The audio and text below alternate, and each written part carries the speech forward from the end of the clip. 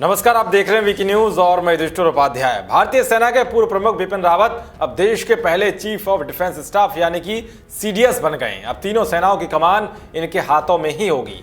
तीनों सेनाओं में क्या क्या बदलाव किए जाएं जिससे कि आपस में तालमेल बेहतर हो सके, इसकी भी पूरी जिम्मेदारी बिपिन रावत पर ही आ गई है। यानी कि अब सर्वशक्तिमान सेना का सेनापति एक ही होगा जो नई नई नीतियां बनाकर दुश्मन को एक झटके में ही सबक सिखाएगा।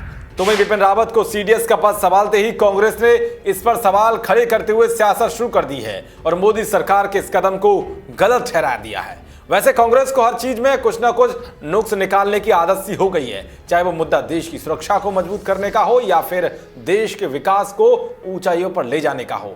कांग्रेस को तो सिर्फ और सिर्फ इन सब की आलोचना करके अपनी सियासत चमकाने का मौका ही तलाशती रहती है, लेकिन फिर भी कांग्रेस को कहीं से भी कामयाबी नहीं मिलती है। सर्जिकल स्ट्राइक और एयर स्ट्राइक जैसे देश की सेना के पराक्रम पर सवाल खड़े करने वाली कांग्रेस ने अब सेना के सीडीएस पद को लेकर सरकार को कटघरे में खड़ा कर दिया है। जी हां, कांग्रेस के प्रवक्ता और पंजाब से सांसद मनीष तिवारी ने कहा है कि सीडीएस की नियुक्ति सरकार का गलत कदम है।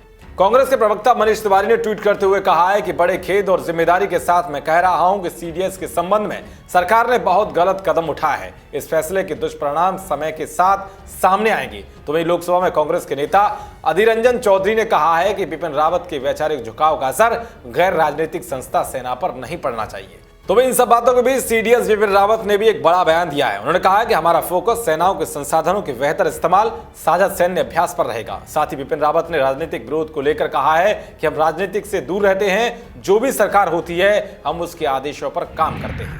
बता दें कि 1999 में हुए कारगिल युद्ध के बाद तत्कालीन डिप्टी पीएम लालकृष्ण आडवाणी की अध्यक्षता में गठित ग्रुप ऑफ मिनिस्टर्स यानी कि जीओएम ने चीफ ऑफ डिफेंस स्टाफ पद की सिफारिश की थी ताकि तीनों सेनाओं के बीच उचित तालमेल रहे। उस दौरान कमेटी ने पाया था कि कारगिल जंग के दौरान तीनों सेनाओं में तालमेल की काफी कमी थी। अगर तीनों सेनाओं के बीच ठीक से तालमेल होता तो नुकसान को काफी कम किया जा सकता था। इसके बाद फिर पीएम मोदी ने 73वें स्वतंत्रता दिवस पर लाल किले से तीनों सेनाओं के ऊपर एक प्रमुख पद सीडीएस बनाने की घोषणा की थी और फिर एक हाई पावर कमेटी बनाई गई जिसकी रिपोर्ट के बाद ही सीडीएस का ऐलान हुआ। खैर कुछ भी हो, मगर कांग्रेस जैसी पुरानी पार्टी को यह समझना होगा कि जिसके लिए 20 सालों से मांग उठ रही थी, सरकार ने उस पर फैसला काफी समीक्षा के बाद लिया है। और सेना के पराक्रम पर सवाल खड़े करके जिस तरह से कांग्रेस सियासत चमकाने की कोशिश करती रहती है, ऐसा कभी भी नहीं हो सकता, क्योंकि हमारे देश के लोग सेना के जवानों पर बहुत भरोसा और लगाव रखते हैं। और ये पुलवामा हमले के बाद देखने को भी मिला था। जिस तरह से सीडीएस पद को लेकर कांग्रेस ने सवाल खड़े किए हैं, उस पर आपकी क्या राय है, कमेंट बॉक्स जरूर बताएं। देश और दुनिया की तमाम खबरों को पाने के लिए देखते रहिए वीकी न्यूज। शुक्रिया।